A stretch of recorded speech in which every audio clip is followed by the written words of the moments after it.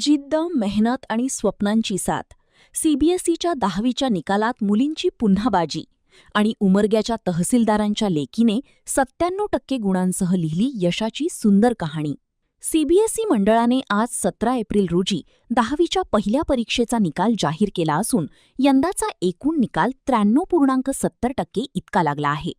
यंदापासून to board परीक्षा धोरण लागू करण्यात आले असून विद्यार्थ्यांना गुण सुधारण्यासाठी अतिरिक्त संधी देखील उपलब्ध करून देण्यात आली आहे.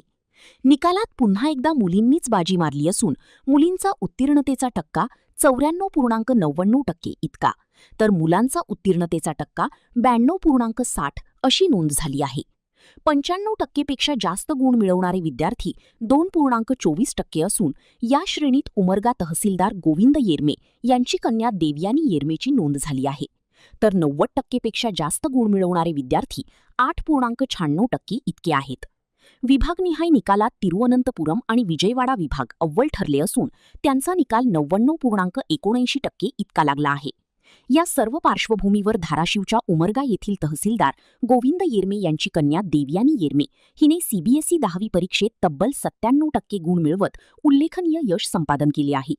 लातूर येथील संत तुकाराम नॅशनल मॉडेल स्कूलमधून शिक्षण घेतलेल्या देवयानीने इंग्रजी विषयात 99, मराठीत 97, गणितामध्ये 96, विज्ञान विषयात 95 आणि सामाजिक शास्त्रमध्ये 98 असे दमदार गुण मिळवत आपली वेगळी ओळख निर्माण केली आहे.